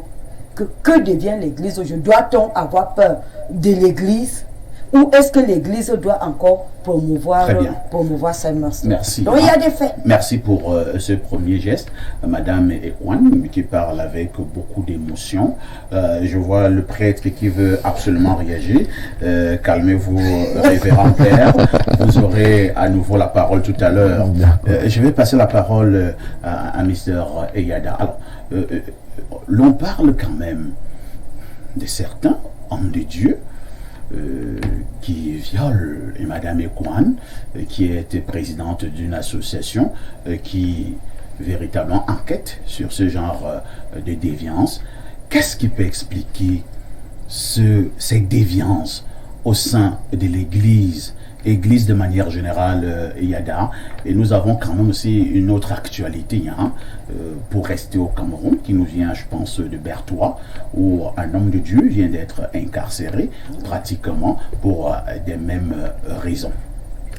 Loin d'être celui qui côtoie cela pour donner une réponse exacte, ce qui les pousse à avoir des comportements déviants, je vais sous le contrôle des 2 aînés qui ont longtemps fait le séminaire, me souvenir que le premier concile de Nicée, convoqué par Constantin Ier, s'est tenu entre le 20 mai et le 25 juillet l'an 325. Il était question de résoudre les problèmes de l'église de l'Orient. Et on a axé ça sur les dogmes. Il me semble aussi que c'est à partir de là qu'on a peut-être pris la décision, en ce qui concerne l'église romaine, que les prêtres ne devraient pas se marier ou avoir une femme. Ça peut être un problème. Parce que ceux qui côtoient ce monde, le mariage de certains ça peut être un problème. Parce que surtout l'église catholique romaine. Tout à fait. Parce qu'il est difficile que vous soyez appelé à unir des gens. Et que quand ces gens ont des problèmes, ils viennent vers vous, alors que vous n'êtes fait jamais gifler par une femme, alors qu'une femme ne vous a jamais tourné le dos, ça reste un peu ambigu à ce moment. On commence à se poser 1 ou 2 questions.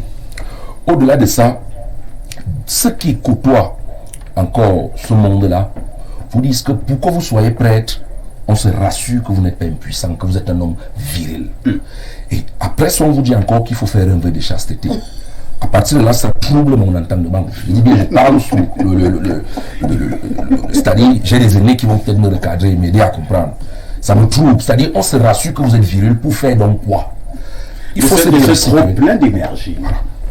J'ai lu un livre sur le tarot où on explique que après chaque 7 ans dans la vie d'un individu, il y a des transformations, tant sur le plan physique que sur le plan spirituel.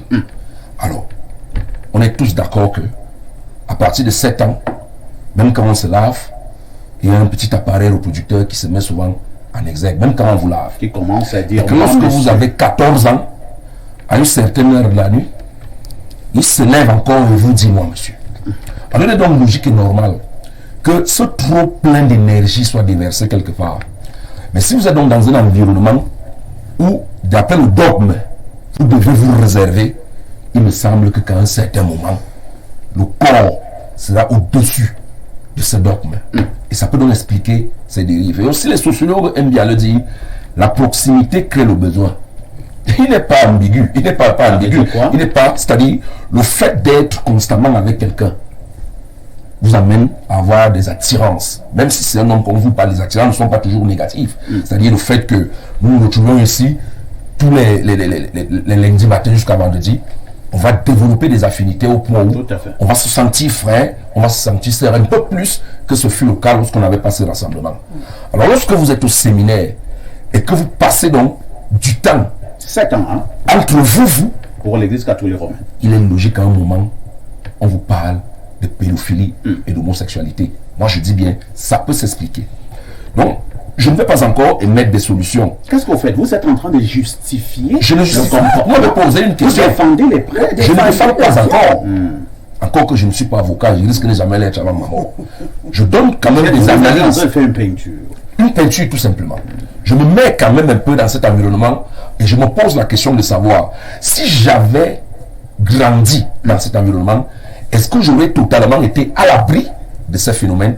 Est-ce que je n'aurais pas été aussi un acteur, malheureusement, de ces phénomènes macabres? Ça peut s'expliquer. Je vais sortir aussi par autre chose.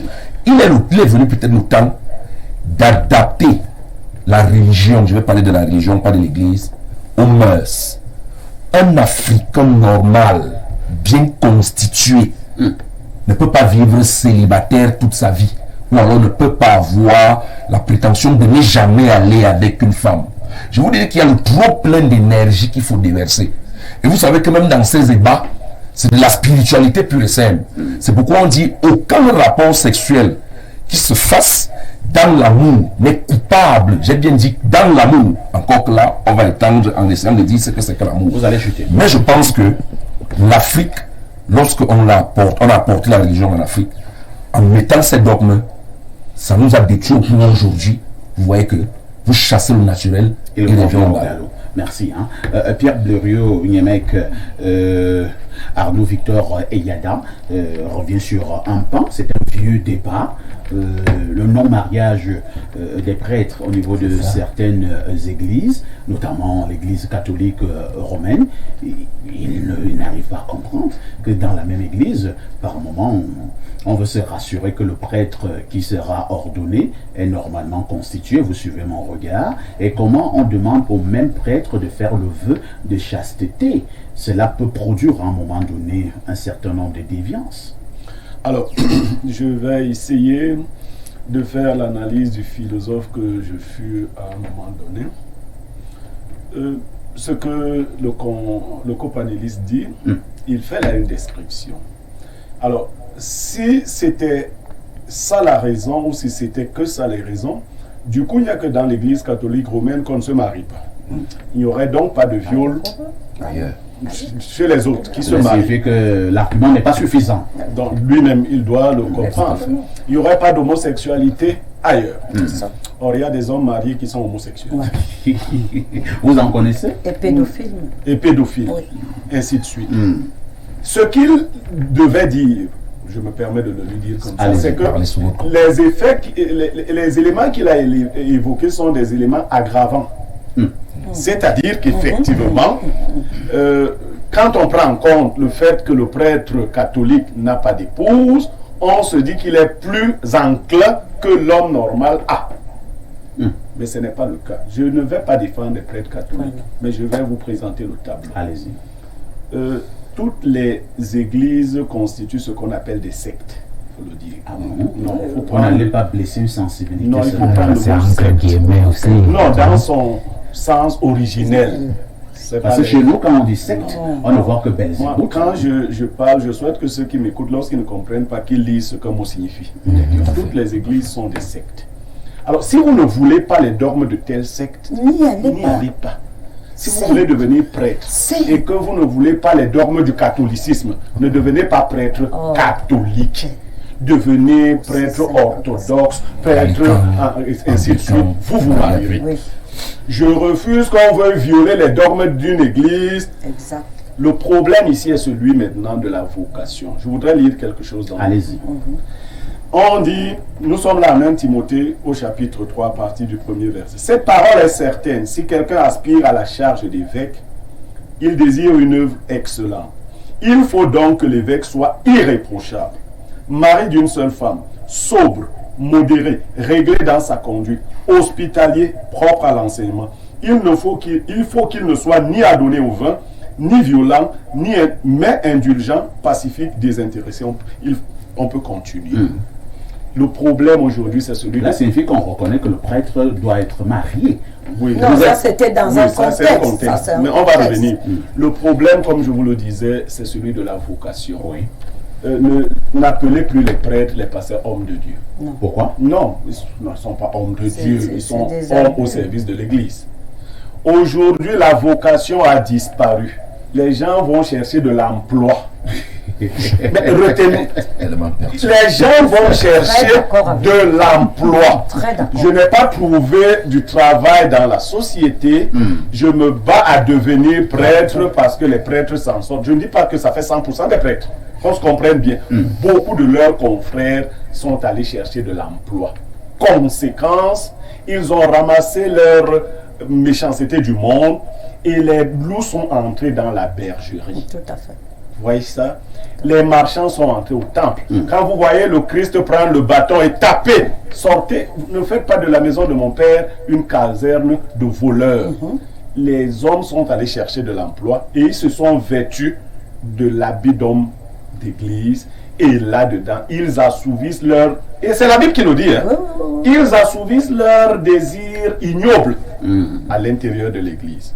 Donc, ce n'est pas le procès de tous les pasteurs, de tous les prêtres, mais je dis, si on revient à la vocation, ce qui ferait que, pour devenir prêtre catholique romain, vous montrez que vous êtes disposé à contrôler vos énergies libidinales. Tout à fait. Et il y a des tests pour le faire. Et il y a des exutoires, mon cher frère, pour gérer ce... Il y a des eunuques de naissance. Il y en a qui le sont devenus par la force des choses. Il y a beaucoup de choses à faire. Vous voulez devenir pasteur, vous vous mariez, mais il faut que vous ayez la vocation, que vous ayez l'appel. Merci. Nous allons relire quelques messages avant de passer à nouveau la parole au révérend Père Marcel Christian à Tangana, qui veut réagir depuis un certain temps. Le changement viendra, les débats ne changeront rien car le RDPC, qui est la véritable machine de guerre, dévaste tout sur son passage. Le changement viendra, je pense que il doit parler, il doit suivre une autre télévision. Alors, bonjour parfait, très heureuse de te revoir sur l'antenne d'Info TV, merci. Je salue Monsieur Niemek, suis ravi de le revoir. Il est même où maintenant? C'est Ona Ambal Mayo. Autre message, merci d'avoir lu mon message. Dans le problème, comment... voilà. Autre préoccupation. Alors, il faut dire que il y a beaucoup de messages. Long message. Bonjour Perfecto et excellent retour en télévision. Je voudrais rappeler que l'Église avec E majuscule, c'est l'assemblée des croyants en Christ sans distinction de confession religieuse. Or, aujourd'hui, nous avons beaucoup plus d'églises qui parfois s'éloignent de la parole de Dieu pour s'accrocher sur les dogmes et les paroles des prophètes et pasteurs illuminés. Les églises aujourd'hui sont des entreprises au sein de laquelle tous donnent des leçons sans jamais les mettre en pratique. Que ces pharisiens libèrent l'Église de Jésus-Christ et que la parole de Dieu demeure la seule autorité en matière de foi et pas ou plus les hommes et les dogmes. C'est révérend Joseph Fauchivé qui envoie le message. Bonjour Perfecto, bon retour sur les plateaux de télévision. Sacré coup pour Info TV. Merci. Autre préoccupation, c'est un message qui vient du 226, c'est quel pays africain? Burkina Faso. Le Burkina. Bonjour le plateau, sujet important. Je vous fais un témoignage personnel. Je suis chrétien catholique.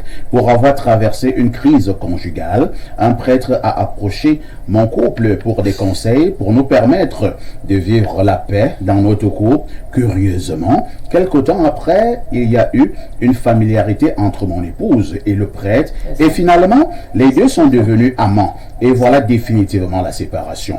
Au Burkina, c'est très grave. Les prêtres ont la médaille d'or dans la sexualité. Les enfants partout. Ils ont occasionné des divorces partout. C'est Paul depuis Ouaga qui envoie la préoccupation.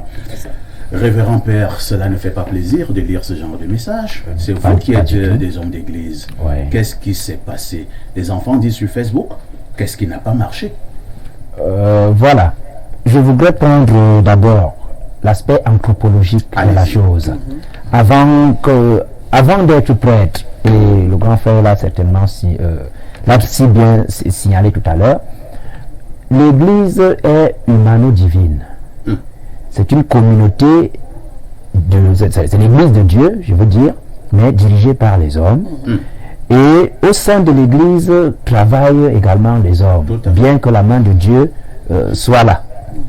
Alors, quand je parle de l'aspect anthropologique de la chose, c'est que je voudrais dire que la grâce d'être prêtre, pasteur et je ne sais pas autre, homme de Dieu, ne change pas la nature.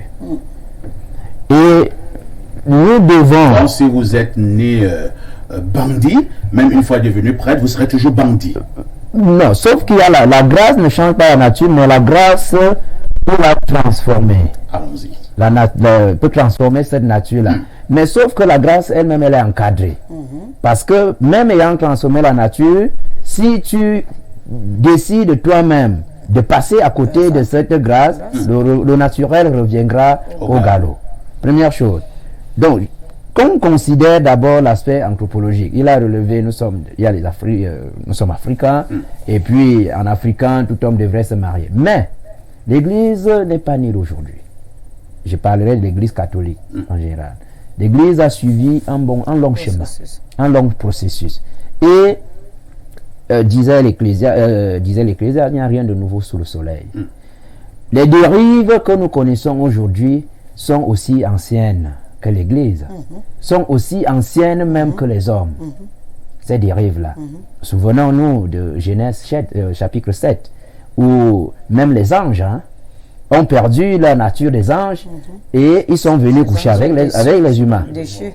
Voilà, les anges déchus. Ils sont venus coucher avec les humains. Donc, ces mœurs-là sont aussi vieilles que ces mauvais comportements sont aussi vieux que l'Église. Mais je voudrais quand même dire que dans le cadre de l'Église catholique, il y a un certain nombre de dispositions qui avaient été prises. Le mariage, par exemple, dans l'Église catholique romaine, le mariage, la question du mariage ou bien du célibat n'est pas une question divine, c'est une question institutionnelle, parce que il a fallu que l'Église, dans son fonctionnement, préfère le prêtre non marié. Libre. Donc, Le libre. fait justement de préférer le prêtre non marié, et comme dit Madame Ekwan, Pour être tout acquis à la cause, au service de prédicateur. Est-ce que cela ne serait justement pas un motif pour voir dans ces prêtres, pour parler comme Arnaud Victor et Yada, qui emmagasine un trop plein d'énergie? Il faut pouvoir déverser cette énergie. Je voudrais dire qu'il y a des dispositions qui sont prises. Et une vocation, je parlais de vocation tout à l'heure, évolue dans un cadre. Elle est donc encadrée. Et dans la vocation, il y a ce qu'on appelle le discernement. Et dans le discernement encore, il y a ce qu'on appelle des choix à faire. Ça veut dire qu'il faut élaguer un certain nombre de choses. Il faut mettre à côté certains comportements. Et si on voit qu'il y a des récidives, c'est tout le candidat qu'on met carrément à côté. Mais le problème, c'est que comme ce sont des hommes, comme je disais, l'Église humano-divine, qui font ce discernement, il peut y avoir des erreurs. Voilà. Des bandits peuvent échapper à la vigilance et arriver au but. Révérend Père Marcel Christian, Je voudrais, oui. J'ai follement envie de vous poser cette question. Oui. Lorsque vous avez vos enfants à la maison, il y a ce que l'on appelle enfants de messe ou c'est pas enfants de cœur. Oui. Et ils commencent très jeunes maintenant. Ils ont 4 ans, 5 ans pour aller apprendre cette affaire-là à l'église. Oui. Un beau matin, vous apprenez que le curé de la paroisse a abusé de votre fiston qui n'a que 4 ans. Il est prêtre. Oui. Vous qui êtes prêtre, qu'est-ce qu'on devrait faire de ce genre de prêtre? Je vais rejoindre en répondant la question de la position de Saint Augustin, par exemple, sur le péché. Saint Augustin nous recommande de punir ou bien de rejeter le péché, mais d'accueillir le pécheur. Ça veut dire qu'il faut... Ça veut dire on ne jette pas le bébé avec l'eau du bain. Vous êtes en train n'est-ce de pas? défendre le prêtre. Je défends l'homme, en fait, Et non le prêtre. et non le prêtre. Mais c'est l'homme qui est prêtre aussi. C'est l'homme qui est prêtre, mais je voudrais dire, parce que dans la pédagogie, C'est une solidarité dans le péché. non, c'est pas une solidarité dans le péché, parfait. Mais je voudrais quand même dire que le prêtre qui a commis le péché est le frère, n'est-ce pas? C'est votre frère. Donc, au-delà de son péché, au-delà de mon fils, qui est son fils alors. Mais quand votre frère à la maison, excusez-moi, abuse de vous, qu'est-ce que vous faites? Est-ce qu'il cesse d'être votre frère? Il ne cesse pas quand même d'être votre frère, mais vous lui montrez le mal qu'il vous a fait. Et c'est ce mal-là que vous rejetez. Très bien, c'est compris. Voilà. Arnaud Victor Yada, le prêtre sur le plateau, nous dit qu'il ne faut pas rejeter l'enfant avec l'eau du bain. Oui, je voulais poser la question. Et il dit qu'il faut condamner le péché et voir comment récupérer le pécheur. Vous êtes dépassé. Vous voyez que c'est un peu compliqué même pour le prêtre. Parce que là, on ne sait pas qui a violé l'enfant, le prêtre ou l'homme. Je me souviens quand j'étais petit, je devais prendre ma première communion. Alors on allait faire la catéchèse. J'ai posé une question un jour au catéchiste du village. Non seulement il m'a fouetté, il m'a fait échouer la doctrine, il a dit à ma grand-mère qu'il m'a encore correctement fouetté. Pourquoi chaque fois que j'observe l'église, les sœurs religieuses blanches sont toujours très vieilles et les sœurs religieuses noires sont toujours jeunes? Pourquoi toi me suis posé d'abord ce genre de questions? Il a dit que je suis mal éduqué, vicieux. Il m'a accusé chez ma grand-mère, on m'a donné une correction mémorable et j'ai échoué la doctrine. Vous voyez que c'est un constat. Peut-être que je pense que j'étais habité même par le Saint-Esprit avant de poser cette question. Non, on a cru que vous étiez envoûté. Parce que c'est aujourd'hui que je commence même à comprendre beaucoup de choses, mais que je ne dirai pas ici, parce que c'est ma compréhension personnelle. On ne peut pas prendre une jeune fille qui, ma foi, a 11 ans, on la met entre les mains des individus. On dit que durant toute ta vie, même quand tu auras des caractères secondaires, tu vas commencer à voir tes mensures, tu ne dois rien faire qui va dans ce sens. Et que finalement, on vous dise qu'elle est excommuniée parce qu'elle était enceinte. Et quand elle est, même si c'est le village qui a donné sa fille, vous n'avez pas voir au chapitre, vous ne pouvez même pas la rencontrer. Ça veut dire qu'elle est seulement dans un environnement avec les prêtres. Donc soit c'est le Saint-Esprit qui l'engrosse, soit c'est l'un des prêtres. C'est automatique. Donc, moi je pense que, à la base, il y a eu, sur cette histoire de dogme, j'ai été un peu reconforté par l'analyse de Blériot, mais pas totalement satisfait. Parce qu'il y a le texte et il y a le contexte. Le texte, c'est ce qu'on lit. Mais est-ce que dans tous les contextes, ça s'applique? Ou alors, est-ce que ça peut s'appliquer de la même façon? Comment est-ce que l'Africain, moi je vais rester à ce niveau, conçoit la chose de la prêtrise? Il a parlé de vocation, vocar et l'appel. Comment est-ce qu'on ressent qu'on est appelé de Dieu? Alors qu'on n'est pas appelé de la même façon. Il y a des gens qui sont devenus des grands prêtres même dans la Bible, qui à la base étaient des tueurs. Regardez tout ce que Jésus appelait. D'autres des collecteurs d'impôts, d'autres. Donc aujourd'hui, un très très grand violeur peut devenir demain un très très grand prélat. C'est logique. C'est ce qui est dans la Bible. Que chaque fois Jésus se baladait, il a trouvé l'autre là qui collectait les impôts. L'autre était un pêcheur. Maintenant tu ne vas plus pêcher les poissons, tu vas pêcher les hommes, ainsi de suite. Il faudrait aussi qu'on contextualise ça avec notre société. Moi, je pense que pour faire simple, il est venu plus que jamais le temps d'adapter l'Église dans son ensemble aux croyances. J'ai bien dit ici qu'on voulait régler le problème de l'Église de l'Orient. Est-ce que le chrétien qui est en Chine se comporte comme celui qui est au Cameroun, alors que celui du Cameroun a les problèmes que la Chine n'a pas? Alors le prêtre a pour vocation et pour rôle d'être ce monsieur qui accueille tout le monde, qui reçoit tout le monde et qui apporte la consolation. Je me souviens, en 2016, lorsqu'on distribuait les déclarations pré-remplies pour la taxe foncière, il est strictement interdit par la loi de demander la taxe foncière aux églises. Ça veut dire qu'on suppose que l'église est un endroit, en réalité, entre guillemets, saint. Même lorsqu'il y a la guerre, on interdit de tirer sur l'homme d'église.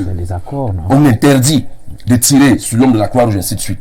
Mais si vous voyez qu'aujourd'hui, il y a la dépravation, même si ça existait à l'époque, c'est justement parce qu'il y a du banditisme dans l'église. Si je vous cite les mots ne sont pas forts? Non, c'est pas fort. Regardez les pasteurs, ce qui se passe avec les couples des gens dans les quartiers. Il y a quelqu'un de Ouagadougou. Hein, c'est terrible. C'est-à-dire, je ne sais pas ce qu'ils donnent aux femmes. Parce que vous-même, vous êtes une femme depuis 20 ans. Il faut aussi tirer les oreilles aux femmes. Non, vous êtes un très beau parleur, parfait, mais je ne sais pas, des fois, c'est un pasteur qui n'était même pas à l'école. C'est un pasteur qui ne sait même pas lire. Mais je ne sais pas par quelle alchimie il réussit à convaincre votre femme au point le lendemain à la maison, on vous tourne le dos, vous êtes devenu. Ils ont peut-être le don de l'envoûtement. C'est sûr, c'est fort, ça veut dire que c'est eux les possédés. Révérend Père, on vous en prend l'envoûtement au séminaire aussi? Non, pas vraiment. On ne peut pas apprendre l'envoûtement. Bon, l'envoûtement, c'est quoi d'abord? Parce que moi, je ne sais pas ce que c'est. Mais je voudrais quand même dire à mon cher frère, parler du banditisme dans l'église, n'est-ce pas? Il y a des parias partout, n'est-ce pas? Et j'ai dit tout à l'heure que à mesure de s'échapper et faire le malin, il y a certains qui peuvent arriver au but. Parce que l'église prend toujours des dispositions pour mettre ceux qui doivent acquis à la cause de la parole de Dieu dans un cadre d'évolution et dans un cadre de vie. Alors, mais comme que quelqu'un réussisse à échapper, et puis, il y a une autre question. La course au gain. Qui peut également, parce que j'ai dit nous sommes des hommes, il n'est pas surprenant qu'on apprenne qu'un prêtre est entré dans une secte. Et que dans une secte pernicieuse, et que dans cette secte-là, qu'on lui impose certaines pratiques, comme aller avec un enfant. Vous n'allez pas lui empêcher ça parce que c'est de sa liberté. Sauf que l'Église est en train de recadrer toutes ces personnes qui tombent également. Avant de repasser la parole à Madame Ekwan et à Pierre Blériot, on lit encore quelques messages. C'est un foisonnement de messages, rassurez-vous. On ne devient plus prêtre par vocation, mais par situation sociale. Je partage l'avis de Niemek. Un prêtre, la pauvreté n'est pas pour lui. Il a femme et enfant et se mord de tout le monde et clochardise son personnel parce que chef d'établissement confessionnel. C'est signé Larry de Yaoundé. Bonjour El Perfecto, très ravi de vous revoir. Ça ne crie pas aujourd'hui dans le débat. Vous êtes vraiment le sac de modérateur. C'est signé Sylvie Bichoka depuis le ciel de Douala. Bonjour Perfecto, heureux de vous retrouver, mon grand frère Blériot et toi. Bravo pour la problématique du jour. Elle nous amène à nous interroger de manière holistique sur le statut substantiel de la religion chrétienne et son rôle en Afrique. Les Africains ont intérêt à faire un retour aux sources. L'Église et ses légats sont de grands prédateurs pour l'Afrique. Il faut s'en méfier. Christian Roméo Njok de Kribi qui envoie le message. Antoinette Ekwan, que fait le Vatican face à ces déviances? Parfait, vous allez me donner quelques minutes. Allez-y. Je voudrais déjà dire, je suis mariée à l'Église catholique romaine. Donc je suis pratiquante de l'Église catholique romaine. Et dans ma responsabilité syndicale, j'ai eu la chance d'aller au Vatican 4 fois. Wow. J'ai même demandé l'audience au pape. Il vous a reçu? Et il m'a fait recevoir par un des cardinaux. Et j'ai eu le bonheur d'avoir la bénédiction papale, comme on dit. C'est affiché chez moi. Mais je veux vous dire mon sentiment. Quand j'allais au Vatican, je savais que j'allais au ciel. Quand je suis arrivé en Italie, je savais que j'allais ressentir quelque chose de particulier. Quand j'arrive à Roma Termini, c'est-à-dire que c'est la gare de Rome, ce qui vous frappe en premier lieu, c'est les travestis. C'est-à-dire que quand vous quittez la gare et que vous avez... Les travestis? Oui, vous allez à quelques enclaves. Je voulais faire un appel. Il y a des communautés vraiment de travestis, de transgenres. Ils ne s'en cachent pas. Non. C'est ouvert et tout. À quelque part du Vatican. À quelque part du Vatican. Quand j'arrive au Vatican, j'ai eu la chance de faire le Triduum pascal. Pendant les journées, ce qui vous frappe, c'est les touristes. Ce n'est pas ceux qui viennent pour la prière. C'est on visite. Et il n'y a pas J'ai Vous ne ressentez pas la foi. cherché ce que je suis venu, je n'ai pas trouvé. Je raconte cette anecdote pourquoi? Pour dire que les lieux qu'on pense les plus saints ne sont pas en réalité les plus saints. Ce sont les plus malsains.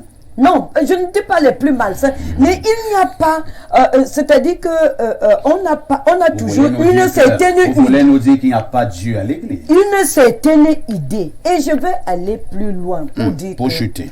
à cet endroit, j'ai pu accéder à un certain nombre de choses. Et je suis en train de lire un livre, Sodoma.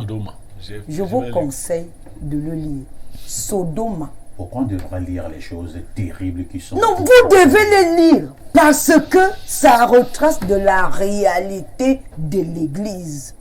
La foi n'est pas dans l'Église. Oh là là. La foi, c'est en Dieu.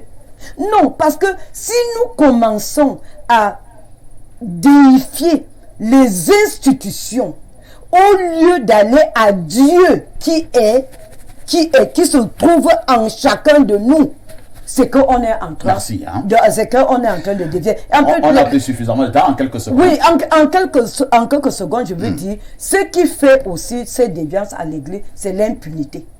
L'impunité. Parce que, Berthois, on est en train de dire, condamner l'homme, laisser le prêtre. Condamner l'homme. Oh, le prêtre, c'est l'homme. Et donc, il y a cette impunité-là qu'il faut lever. Les hommes de Dieu, ce sont des êtres humains qui commettent des fautes et qu'on doit punir. C'est tout. Merci.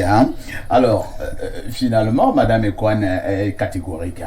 Il n'y a plus la foi dans ces affaires. C'est peut-être extrémiste, Pierre Blériot. Est-ce que, parce qu'une seule dent a pourri toute la bouche, c'est ça? Non, non. Si c'était une seule dent, ce serait marginal. Même si je vais heurter le prêtre sur le plateau.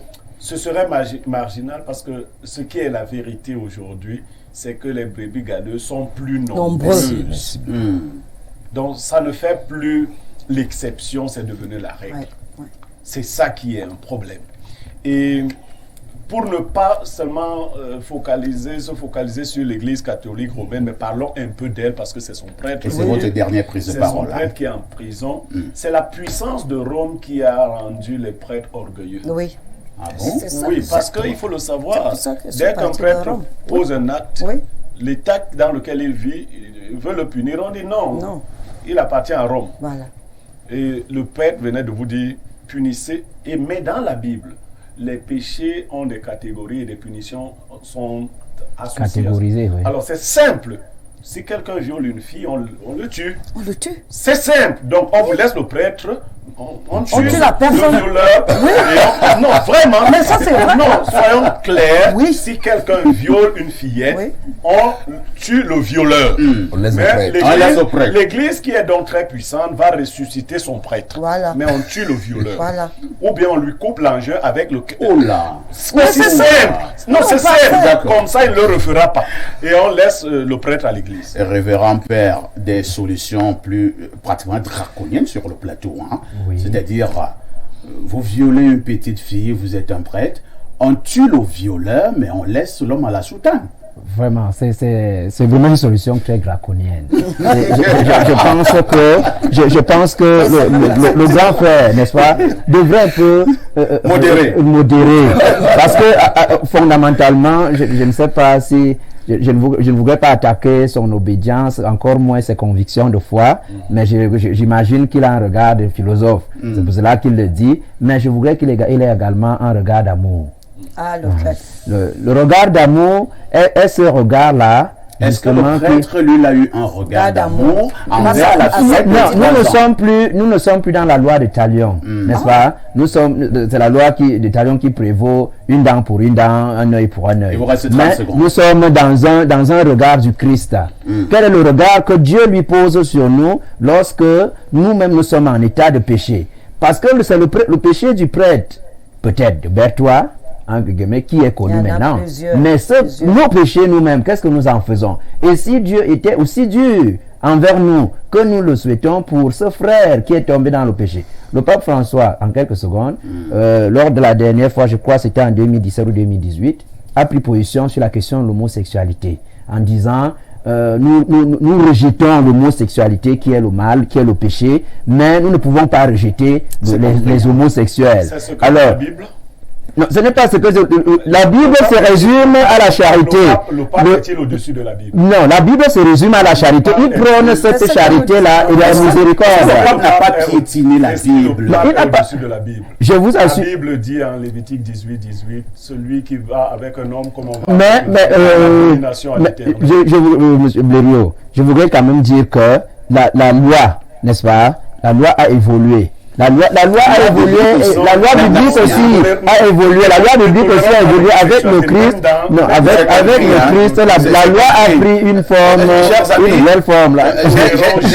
J'ai des exigences. On ne peut plus être dans tolérance zéro. Je dirais merci au révérend Père Marcel Christian Akwa Tangana qui était là ce matin. Merci à Arnaud Victor Eyada qui sera permanent. On dira merci à Madame Antoinette Ekwan qui était également là ce matin. On a apprécié toujours ses analyses. Pierre Blériot-Niemek est désormais consultant à Info TV. Nous l'aurons également pratiquement tous les matins. On présentera nos excuses à tous ces téléspectateurs qui ont envoyé des tonnes de messages. Nous n'avons pas pu lire. Retenons définitivement le rendez-vous tous les matins 10h, 11h52 sur Info TV, canal 307 sur canal SAT. Vous avez rendez-vous avec Espace Miné. Si vous en avez convenance, appelez-moi Perfecto. Bonne suite des programmes. Merci.